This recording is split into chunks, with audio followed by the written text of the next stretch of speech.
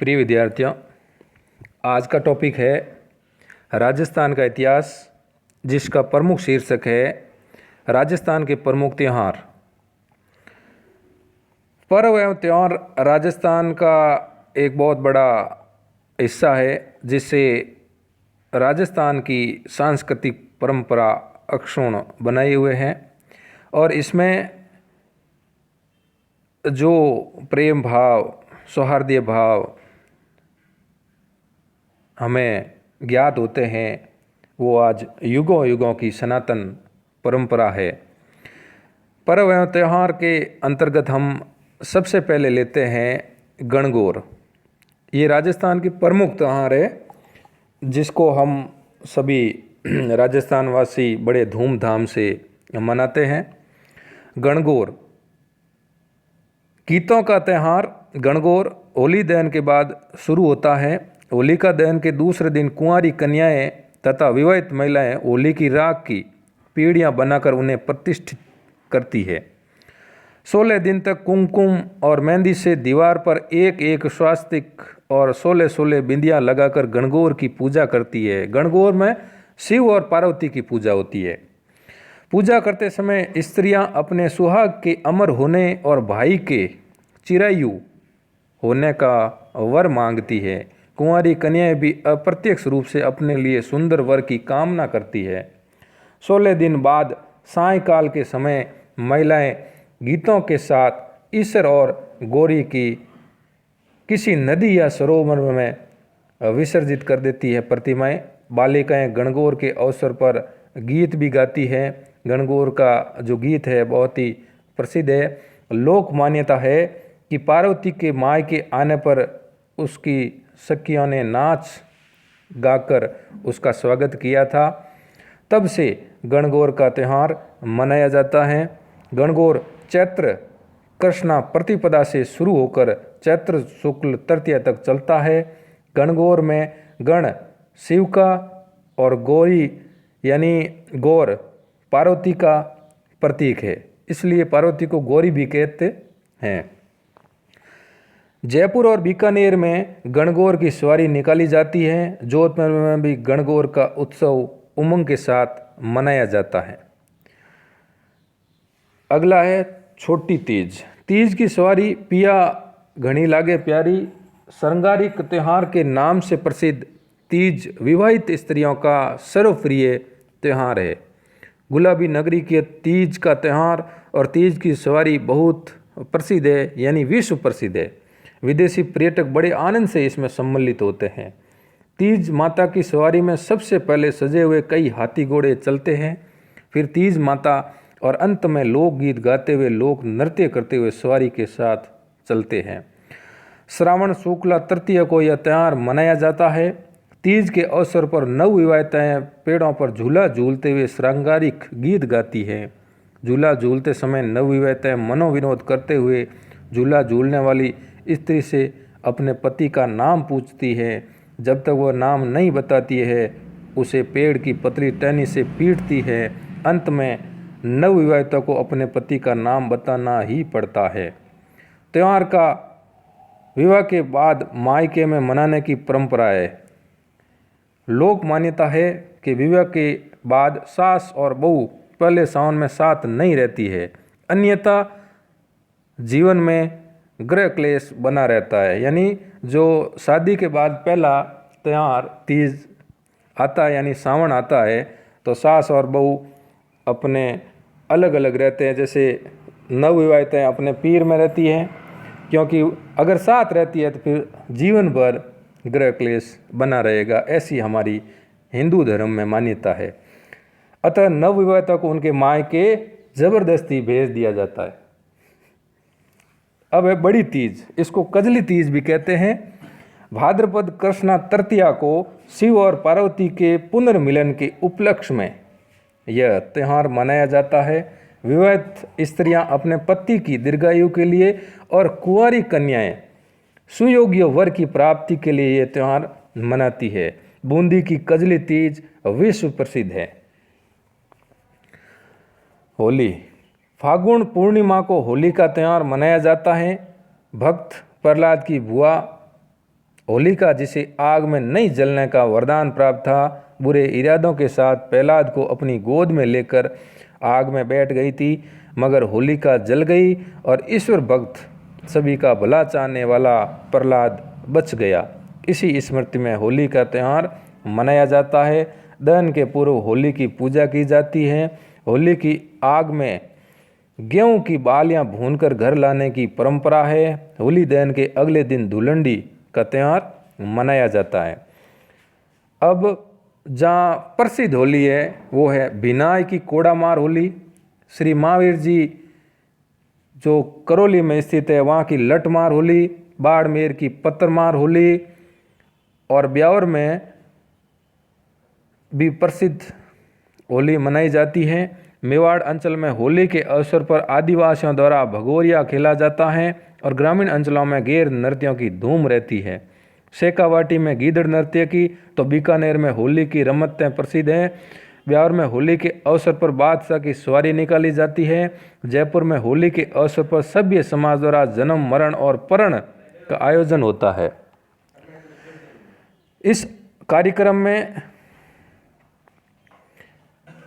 होली के अवसर पर कोटा के आवा एवं सांगोद कस्बों का नाहन प्रसिद्ध है। यहाँ होली पर खेल तमाशों के जरिए मनोरंजन किया जाता है। करवा चौथ, विवाहित स्त्रियों द्वारा कार्तिक माह के कृष्ण पक्ष की चतुर्थी को अपने पति की दीर्घायु के लिए यह त्यौहार मनाया जाता है। इस दिन विवाहित स्त्रियां व्रत रखती है और चांद देखने और उसको अर्घ्य देने के बाद भोजन करती है। ऊब छठ, श्रावण मास के कृष्ण पक्ष की षष्ठी को मुख्यतः कुंवारी कन्याओं द्वारा यह त्यौहार मनाया जाता है।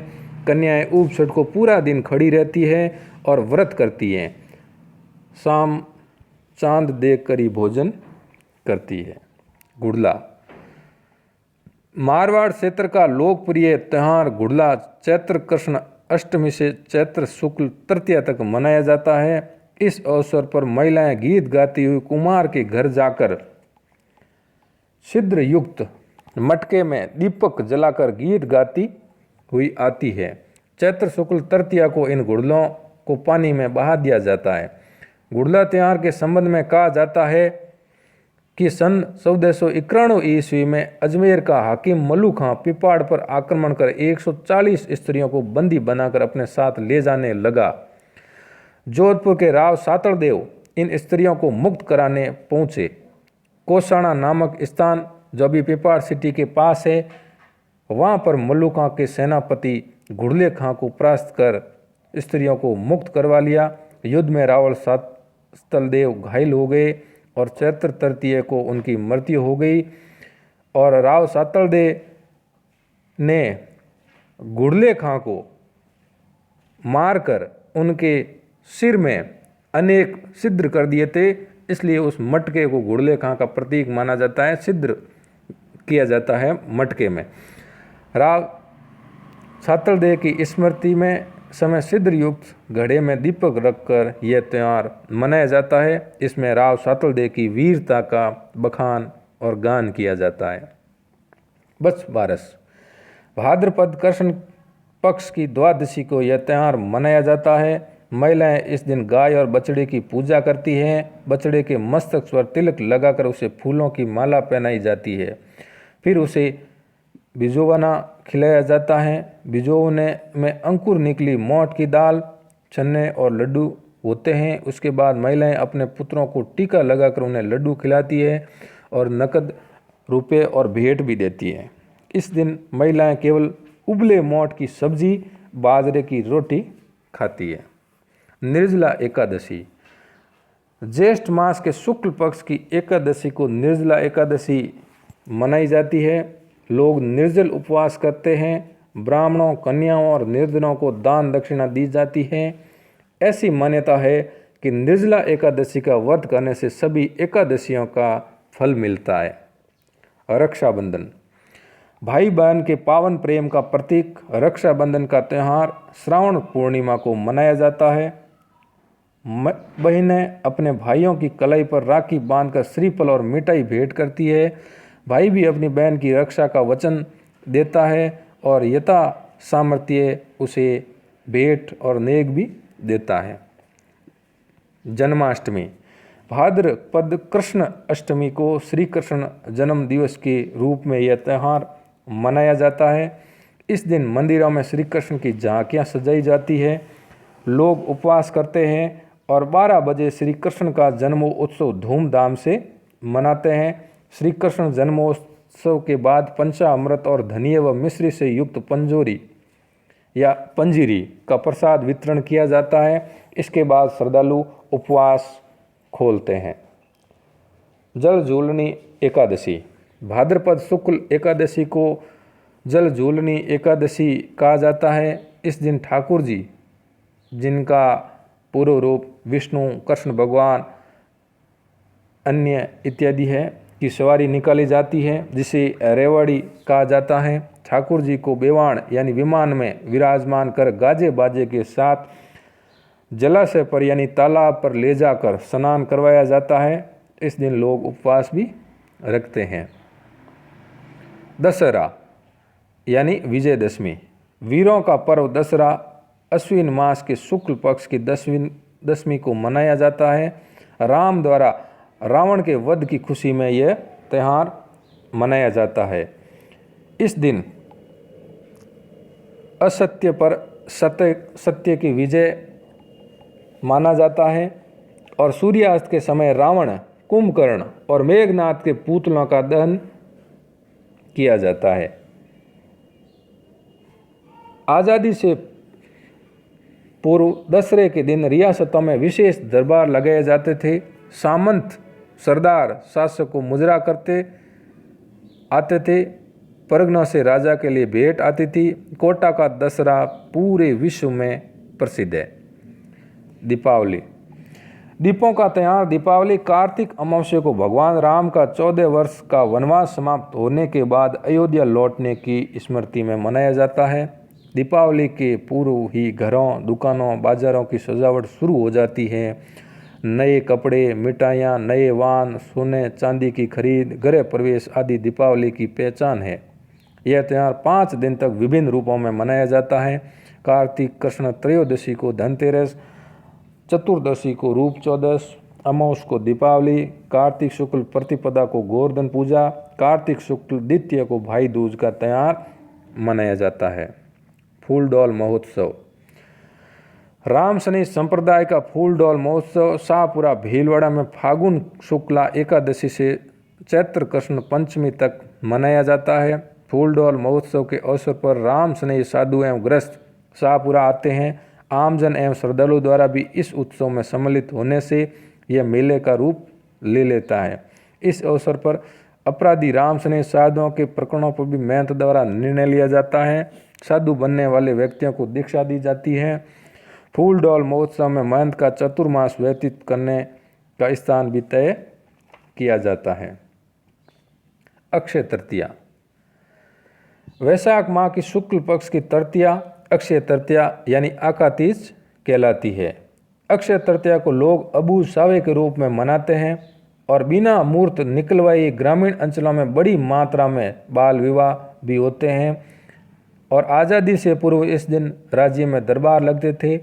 राज्य अधिकारी शासक को मुजरा करने जाते थे और दरबारियों को अफीम में सूखे मेवे बांटते थे यानी रेवाण। कृषक इस दिन खेतों में हल चलाकर अच्छी वर्षा और खेती की कामना करते थे।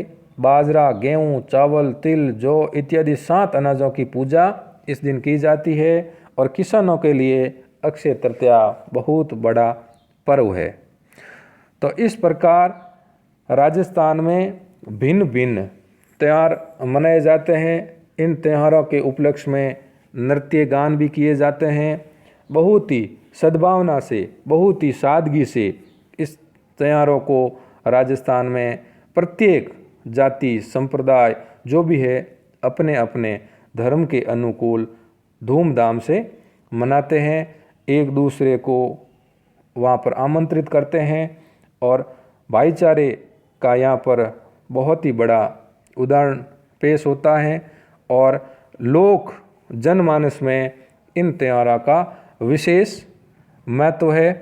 तो इस प्रकार ये त्यौहार राजस्थान के अंग अंग में रग रग में बसा हुआ है।